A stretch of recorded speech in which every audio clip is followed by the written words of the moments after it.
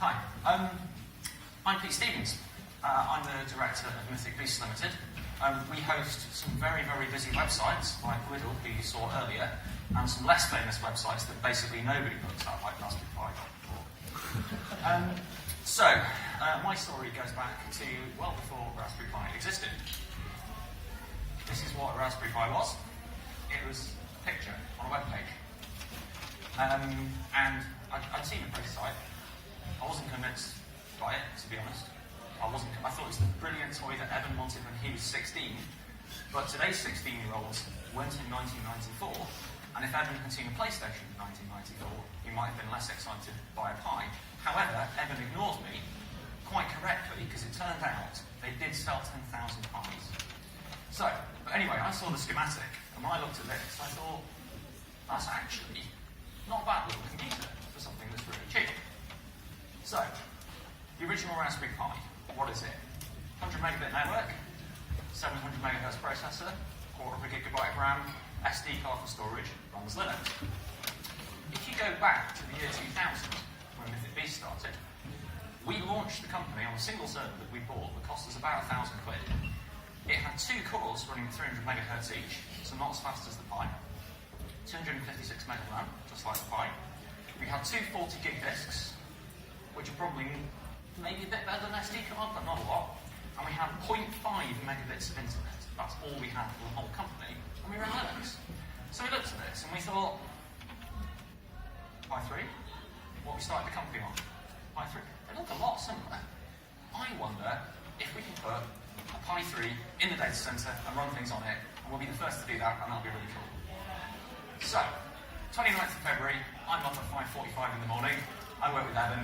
You put the web page up and go, ta-da! There is a Raspberry Pi. And I think, brilliant, I will buy a Raspberry Pi and put it on the internet.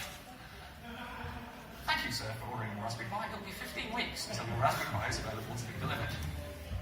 Right, putting the first Raspberry Pi on the internet is going to be hard. Now, I might know to do it. You can get one for love and money. But the question is, can you steal one? So the first thing you should do when starting on a new project is do your research. So I found a collection of excellent supervillains, got to know Dr. Evil and Baron Greenback from Danger Mouse, and noticed the thing they all had in common was a white cat, or caterpillar. And this is where my plan started to fall apart. I have a tabby cat. This is not going to work. I have the wrong type of cat.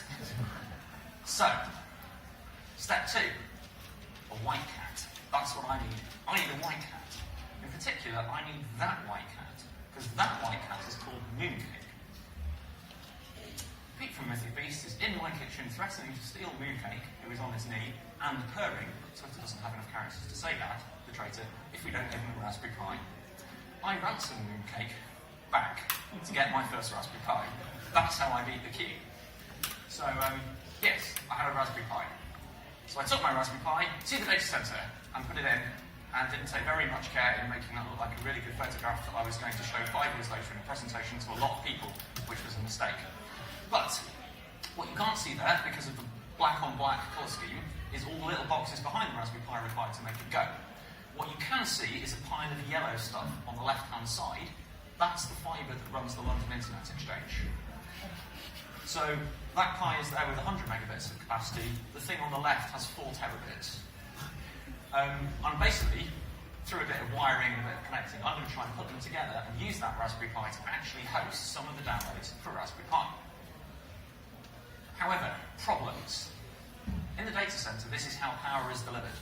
So we get IEC connectors with power on that are individually switched over the network. The power socket for a Raspberry Pi doesn't fit. You need to have a set of adapters to get from one to a power brick to put it into a Raspberry Pi. The second problem is that device costs about 400 quid. So to get an intelligently switched power socket for my Raspberry Pi is going to cost me 50 quid, which is fine when I'm normally putting £3,000 servers, but it starts to look really expensive on a 30 quid computer. So, when we put the whole thing together, we have a little picture that looks like this. We've got a main socket that costs about 50 quid. We've got a transformer that costs another tenner. We've got a USB hub that costs another £20 that goes into the Pi that costs 30 quid with an SD card, and a USB disk which contains the data, and then I've got a network cable that goes out to my switch, which costs about £10 for each port on the switch. Net result, I've put a £30 computer on the internet, it's costing about 150 quid to do it. Not looking brilliant at this point. Is it any good? To be honest, no. It's rubbish. So, the original Model B Pi, it's not really fast enough for any kind of interactive application. Some things work if they've been well coded, most things it's just not really fast enough. The SD card is unreliable and keeps crashing, which means my Raspberry Pi falls over. Which isn't so bad because I can make that intelligent power switch turn it off and on again, but I'm still getting bored of having to keep doing that. Next problem. The network, whilst it is a 100 megabit network card, it can only actually do about 40 megabits because it's on the end of USB and it's limited by the processor, so it's not really fast enough for people downloading big files. And it doesn't have enough memory to handle more than a handful of users at the same time. So, basically, it's rubbish. Sorry. So, yeah. So we thought, should we launch Raspberry Pis on the internet? And we went, no, they're not very good. Lots of other people did, and lots of other people got very bored taking out SD cards and replacing them, going to the data centre and powering them off and on again, and discovering that people who've paid £30 for a really cheap computer and put it on the internet get really unhappy about the fact that data centre hands cost £2 a minute for their time. And yeah, the whole thing doesn't really work very well. So we didn't do it. Some of our competitors did, and they all stopped, which was helpful. So, sometime later, Pi 2. Pi 2 comes out. As soon as I see Pi 2, can I put Pi 2 on the internet and make that a good server? Good news. It's faster. It's a lot faster than the Pi. It's actually fast enough to be useful for a few things. You can run low-volume WordPress and stuff like that on it. It'll go. A lot of applications do work. The network actually works at full speed now. We can run nearly 100 meg of traffic through it, which is good. So we can use it for downloading files and all kinds of stuff. That's all good. It's got a gig of RAM, so we can deal with a lot more users. Pi 2 is looking pretty promising. However, the SD card is still rubbish. It keeps crashing because the SD card's corrupt. And we still haven't got around to our power problem, which is it's a lot of stuff to get the power connected. And the other thing, of course, is the power's actually in a stupid place on the board from our point of view, because we want all the connectors on the same side. So, are we going to do Pi 2 in the data centre? No, still not good enough. So, power over Ethernet. That's a power over Ethernet hat. This is a magic device. I like these a lot. It sits on top of the Pi, and it's got two network sockets. One of them you connect to the Pi's network socket, and the other one you connect up to your internet switch. But the really beautiful thing about it is you can then bring the power in over the network cable. And that means we only need one cable to each Pi. We just take power in over the network, and then we can do the turning it off and on again from the switch. That means we can throw away the transformer, we can throw away our big switch block, and we can throw away a USB hub, and so on. That starts bringing the cost down a lot. However, with power over Ethernet, good things. It's fast. One wire. It's now got a lot cheaper. It's still a little bit expensive, but it's got better.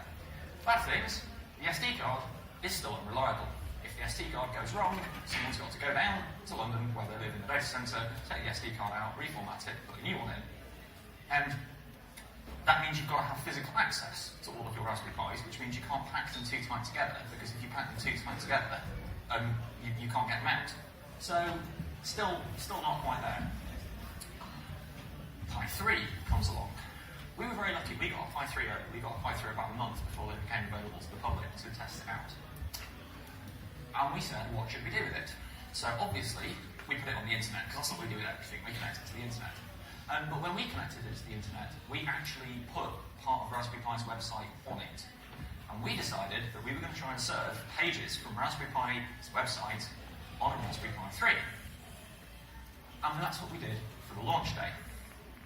This is actually quite a stupid thing to do, because on the Raspberry Pi 3 launch day, we went from our usual numbers of 1 million people a day having a look at the website to, I can't remember, tens of millions, a lot. And our poor little Raspberry Pi 3 was sat there in the data centre, chugging away, working really, really hard, delivering requests. Nearly 2.5%, 1 in every 40 requests came off a Raspberry Pi 3. And we thought this was brilliant, and we all went to the pub, we had a beer, and 5 minutes after we arrived at the pub, corrupted the SD card crashed and fell over. So that's the picture of how it was put together. So we've got our load balancers at the front, which run all the content. We've got the main VMs that run the actual blog, the database, and then we actually put the Pi 3 and the Pi 2 in to see how they compared, and we did demonstrate the Pi 3 is about half as fast again as the Pi 2. However, so yeah, it worked and then fell over. But hey, we're not stopping. We're going to make this go eventually. April Fool's Day. What we did, we built a little SD card that booted off the network. So you turn it on, it loads from the SD card, and then it pulls everything else from the network. So we don't care about the reliability of the SD card once it's been switched on.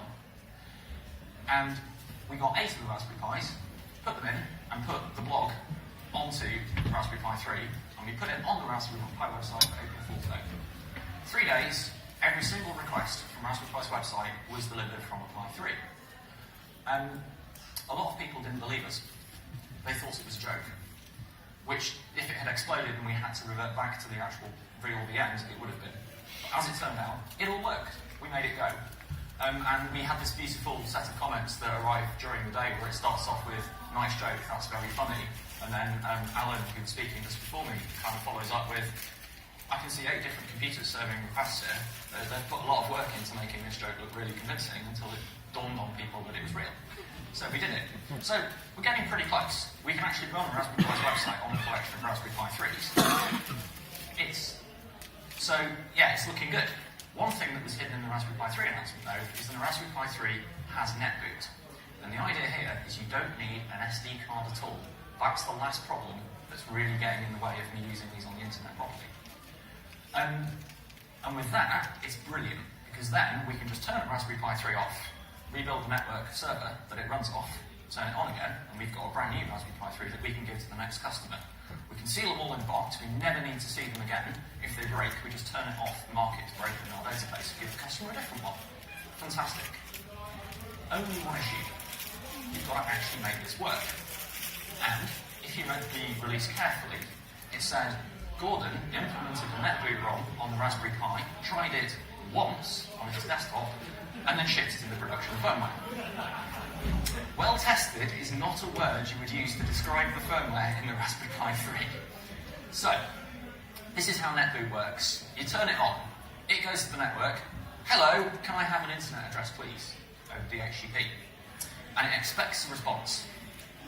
However, it's picky about exactly when it gets that response. So, if you have more expensive switches than Gordon has, like I do, we have a thing called spanning tree. Spanning tree allows you to connect lots of switches together with spare links between them.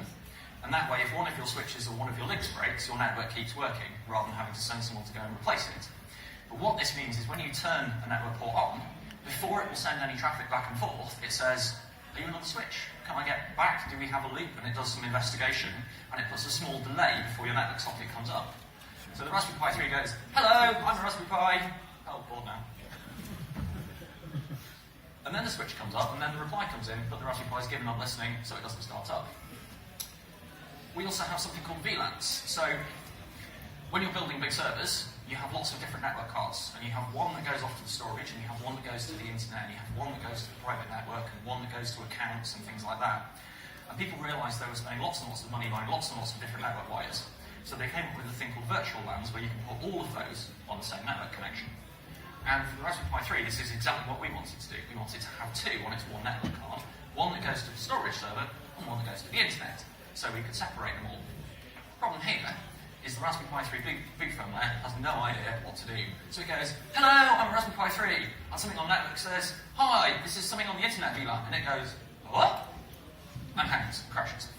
That doesn't work either. And then if your switch is too fast or too slow, it won't work either. So we thought about this, and so we actually built our setup. So every Raspberry Pi 3 has its own private network. It can see only the file server. There is nothing else on its whole network, in order that we can guarantee a perfectly stable environment, so when the Pi says, hi, I'm here, we can go, there you go, carry on booting. So, the next thing that happens after it's got that address is it goes and gets its kernel and firmware and boot ROM in order that it can start up. Now, if you've done NetBoot before, which I'm assuming most of you haven't, normally you get the reply and it says, you are this address. Your gateway to get to the internet is that address, and your boot setup is somewhere over there. The Raspberry Pi 3 just goes straight back to the server that gave it the address, irrespective of what it's told. So we've got to build the entire infrastructure on the thing that gives them addresses. The other problem we have is they did implement a method so that when the Raspberry Pi does this boot setup, it puts its serial number in order that you can give each Raspberry Pi its own boot setup, which is really, really helpful. The only problem is it's really hard to get the serial number off a Raspberry Pi without turning it on, but we need to know the serial number in order to turn it on. So this is a hello chicken, meet Mr. Egg, Mr. Chicken, would you like to have a debate about who came first? Problem. So we had to build a separate boot setup where an unknown Raspberry Pi will boot, and it logs up, it runs a special version of our boot environment, which finds out its serial number, goes back to the network, says, this Raspberry Pi on this network card on this switch port has this serial number, put that in your configuration, and it turns itself off and on again, and now it can come up normally. So then, we have a file share that contains a copy of Raspbian for each Raspberry Pi that you can start up and you get. So when you log in, you can change things, install software, and do whatever you like. And then you've got a booted Raspberry Pi 3 on the internet. So there's just the trivial step of implementing the entire building system so that people can pay for them. And we have a Raspberry Pi 3 cloud. That's the front of our website. If you click that green button, it will give you an order form. You can type some details in, put a credit card number in, 30 seconds later, you've got a Raspberry Pi that's booted and running on the internet. We have a Raspberry Pi cloud. It's brilliant, or at least I think it is anyway. So, automation, what happens? Order comes through, we go to the database and go, give me an empty Pi 3 that no one's using. We get that. We create a partition on the file server, we drop a copy of Raspbian in it. We put some network settings in it, so when it comes up on the right network. We put your SSH keys in so that you can log into it, so you can actually access it securely. We write the netboot configuration so that when it starts up and points at the file system we just built for you. And then we tell the switch, apply the power, turn it on, up comes the Raspberry Pi. And so that's what they look like. That's a lot of Raspberry Pis with acrylic enclosures that are just all bolted together. And so in a standard rack in the data center, it's about this wide, it's about that deep, it's about that tall, and normally you get anywhere between 20 and 40 servers in it. The acrylic enclosures we've got that stack Raspberry Pi 6 deep gets 1,080 Raspberry Pi 3s in a single rack, where you used to get 40 servers if you were pushing it really hard. And our Raspberry Pi 3 rack uses less power. So that's pretty cool. So, networking. The thing at the top, 93.93.128.1. Hands up if you know what that is. Some people. Excellent.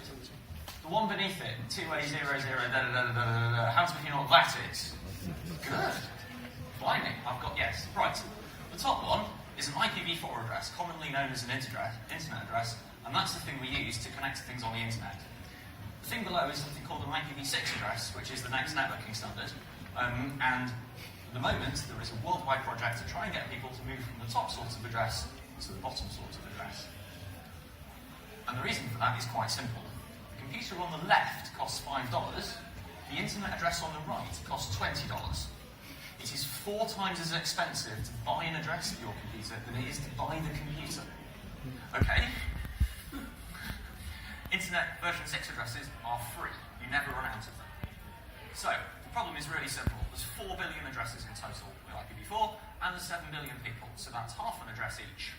Except, of course, I have a computer, and a laptop, and a phone, and an iPad, and a telephone, and a Raspberry Pi in the garden that's going to take photographs of birds, and all the other stuff. You know, an Xbox, a digital video recorder, an internet-connected toaster, everything.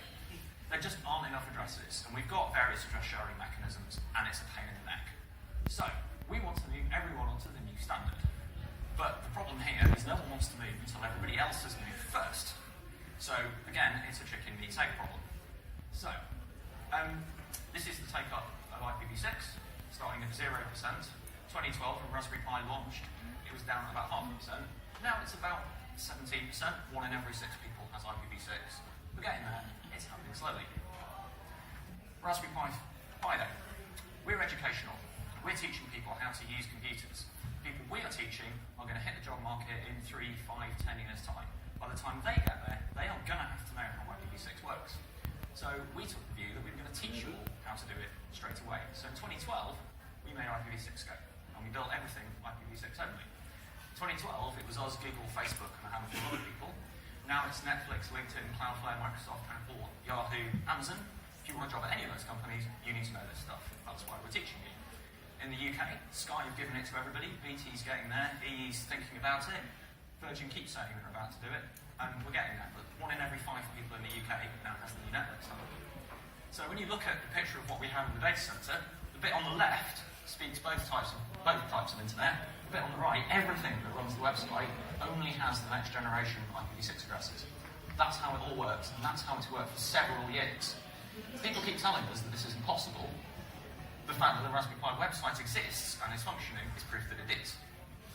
So, since this is completely practical and how Raspberry Pi's website runs, we thought, let's do exactly the same thing for our Raspberry Pis. So we give you a free translation layer that substitutes in for those load balancers there. And so when you get a Raspberry Pi in the cloud, you only get an Internet version 6 address, you don't get a version 4 address, and we're not giving you one. There's a bunch of technical reasons why it's hard to give you one, but also there's a bunch of cost reasons, which is we've got to pay an extra $20 every time we deploy a Raspberry Pi if we give you one, which is a real pain. So, conclusion now is, we sell you a Raspberry Pi in the data centre, you get your own Raspberry Pi 3, it's not shared with anyone, you get 10 gig of disk space included, and 2 to the power 64 IPv6 addresses. Anyone know how many that is? Lots is the correct answer. Well done. Enough is another good answer. Also, many will do. Free translation for IPv4, and we'll sell you this at £6 a month if you want to have one of these, which a fair few people now do. So, next question. Is it any good? So, the answer to this is probably sort of. If you compare it, we'll also sell you a virtual machine or a traditional big server for £6 a month, exactly the same price. The Raspberry Pi is a little bit slower. It's not quite as quick as the virtual machine. And the disk performance on the Raspberry Pi is also not very good by comparison, because the Raspberry Pi is pulling all of its data in over that 100 megabit network card on USB, whereas our virtual machines are connected to a super fast disk array made entirely of SSDs. So, yeah, the virtual machines just wipe the floor with it for disk performance. Memory, exactly the same. Contention, this is where the Raspberry Pi wins out. The Raspberry Pi is always on. Virtual machines don't actually exist for 85% of the time. It's just that they exist in little bits. And so you don't notice that for a whole 100 nanoseconds at a time, your computer isn't really there and isn't running. So if you're doing something really timing sensitive, Raspberry Pi 3 is far better. So one of the first users we had was someone running part of the internet clock service, and it's 10 times more accurate at giving timing data than any of the virtual machine platforms we've got. So some things it's really good at, but for me, the killer feature is really simple. It runs Raspbian. The thing that you run on your Raspberry Pi on the desktop will move completely unchanged onto our Raspberry Pi 3 in the cloud. And there's lots of people whose primary experience of writing code is now Raspbian. So we want to be able to sell them exactly the same experience that they've got. So that's why we think it's really worth doing. So, do you have any questions? The things you can do now? If you don't want to ask a question, you can follow us on Twitter and see what we say. We write about all this stuff in our blog. And you can also, if you want, just go and buy one immediately. And listen until we run out. So, yes. So there you go. Pi 3 in the cloud. Any questions? What happens if we point our phone at your chest? If you point your phone at my t-shirt, I have a QR code that will let you buy a Raspberry Pi. But it took a while, and it's a QR code that is a Raspberry Pi QR code. So, hello.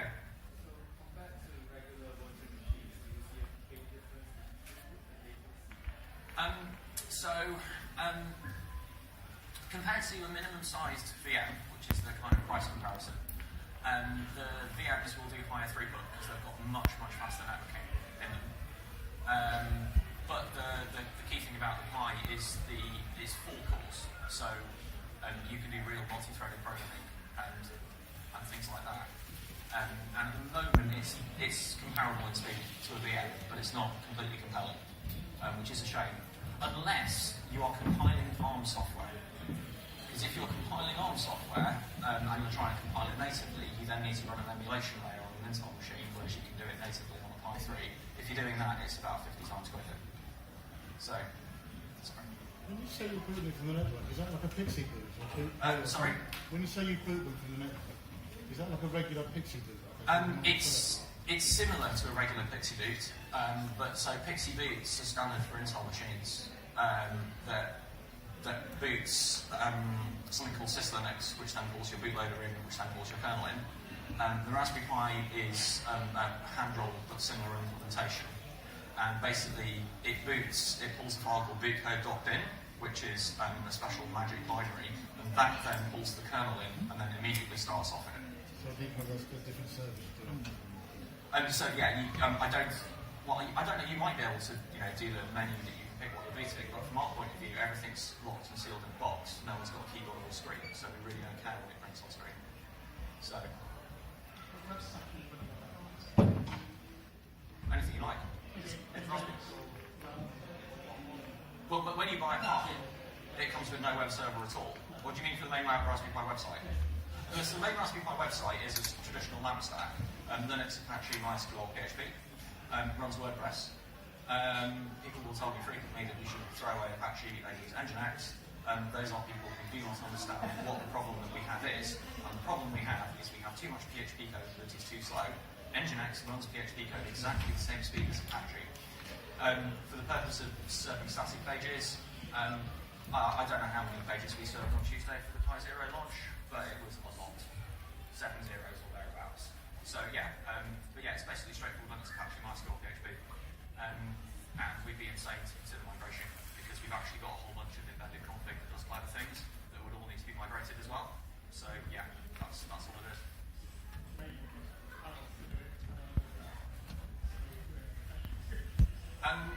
We actually self-manage WordPress as well, so for one simple large monthly fee, we can take all of your problems away.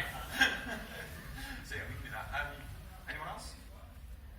Do you have any plans to do dedicated space with an SSD yourself, so you get your own disk and your own server? So actually putting the SSD directly on the Pi, so you can talk directly to it. It's something we've thought about. So it slightly breaks our model at the moment, because if people wear out the SSDs, someone's got to go and replace them.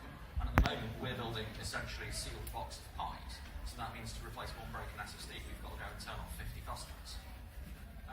Which they get upset about, it turns out. They don't read the warning at the top that says, this is testing, do not use it to run a nuclear power station. They never pay attention to those warnings. So so it's something we'd like to do. The main barrier to doing it is actually the Raspberry Pi doesn't have a really fast I/O interface. So if you connect things over USB, they're only twice or 3 times as fast as the network that you've got already. So it's not massively fast. So yeah, that's why we've not done it so far. But if it comes out with hotspot where we can do hotspot disks, totally that would be brilliant. Since you deployed the Raspberry Pi 3 in the data center, have any of them done? No. Every single one we've deployed is still working. A few of them have crashed, but the hardware's not failed. We aren't sure why the ones have crashed, because the problem is when they crash, they stop telling the network server why they just broke, which is a little bit annoying. We think people have typically deployed WordPress on it, and then discovered that the default configuration of WordPress will get used as a relay to attack other people's networks, and then your server runs out of memory and falls over. And we think that's probably what's happening, but we can't tell because we don't have a screen keyboard on it connected into it. But the hardware so far has been absolutely fine. So they're all still running. You've tried the Raspberry Pi compute model. Is it better or worse than what you tried? So we've considered using the Raspberry Pi compute module. And so the problem with the Raspberry Pi compute module is it doesn't have a network card. We have to build a circuit board that contains a network card in order to give it network. So if we were going to go down the Raspberry Pi compute model, what we'd actually do is design a great big circuit board, build our own controller that did individual power for all the devices, build a switch into the board, and then have a single network connection out of the whole board. That's a big, long engineering project to do. And we're not going to do that unless we're convinced that a lot of people are going to buy Raspberry Pi 3s in the data center, because it's a massive upfront cost to get that ready and working. So this is why it's a beta service. Basically, we've built this out of standard commodity components, which means we can get started relatively cheaply. If people go and order 100,000 pies from us, we know people who have given us quotes on how to build the whole thing out of compute modules and do it more efficiently. But we haven't done it yet because we just don't have the scale to justify it. And building your own switch is a long, tedious, boring process that I don't know how to do. Oh, sorry. Sorry? Yes, you probably can run something other than Raspbian. We haven't tried it directly yet. At the moment, we're only supporting Raspbian. What I have done, which was probably quite foolish, is you can run other operating systems in Linux containers. So you boot Raspbian on the main thing, and then you start up other Linuxes in containers underneath it, so you can use your Pi as a virtualization platform. There's a really difficult step in doing that, though, which is you have to change the network card from being a network card into being a network bridge. And to do that, you have to run a whole load of tools to change the state of your networking. And all of the tools you need to run are on the other side of the network card. So as soon as you take the network card down to do that switch, you've just lost access to all the tools you need to bring it back up again as a bridge interface. So I've got a set of code that I have tried, which will build a mini Linux distribution in memory on the Pi, drops into it, reconfigures the whole network, and then drops back out of it, and now you've got a bridge set up so you can now do container networking. But this actually fits really beautifully with the V6 setup, the IPv6 setup we've got, because each container gets its own real IPv6 address on the internet, and you can tell each one of your containers to be independently set up by our front end, so they really act as if they're complete virtual machines with exactly the same connectivity as the host. And I don't know if any of you have ever used something like Docker or any of those things. As soon as you turn it on, it's like, brilliant, I've got a web server running in Docker. How do I get it on the internet? And then you just wander down this massive mire of, port forward and network address translation and stuff. Whereas in this case, it's like, just turn it on, it's done, finished. So yeah, and that's the closest we've got. It'd be nice to look at doing probably Ubuntu and CentOS or something like that as well. But we need them to be, we need to spend some time figuring out how to do it.